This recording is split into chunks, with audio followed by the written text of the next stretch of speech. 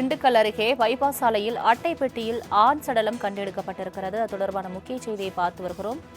அட்டை பெட்டியில் ஆண் சடலம் திண்டுக்கல் பைபாஸ் சாலையில் கண்டெடுக்கப்பட்டிருக்கிறது.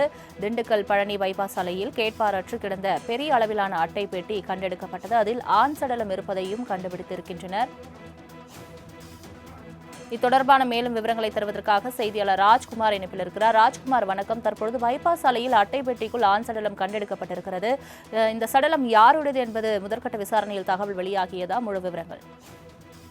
வணக்கம் சலோமி. திண்டுக்கல் பழனி பைபாஸ் சாலையில் உள்ள ராமையம்பட்டி அருகே அரசு மதுபான கடை செல்லும் சாலையில் பொருட்கள் கொண்டு செல்ல பயன்படுத்தப்படும் பெரிய அட்டைப்பட்டி ஒன்று இன்று காலை கடந்துள்ளது. இதில் சந்தேகமடைந்த ராமையன்பட்டி பகுதியைச் சேர்ந்த கிராம மக்கள் அருகில் சென்று பார்த்துள்ளனர். அப்பொழுது அந்த அட்டை பெட்டியிலிருந்து துர்நாற்றம் வீசியுள்ளது.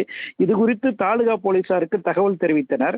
அங்கு வந்த தாலுகா போலீசார் அட்டை பெட்டியை திறந்து பார்த்த பொழுது வெள்ளை சட்டை மற்றும் கைலி அணிந்த சுமார் 50 வயது தக்க ஆண் ஒருவர் மூக்கு மற்றும் வாய்ப்பகுதியில் இரத்தம் வழிந்த நிலையில் இறந்து கிடந்தார்.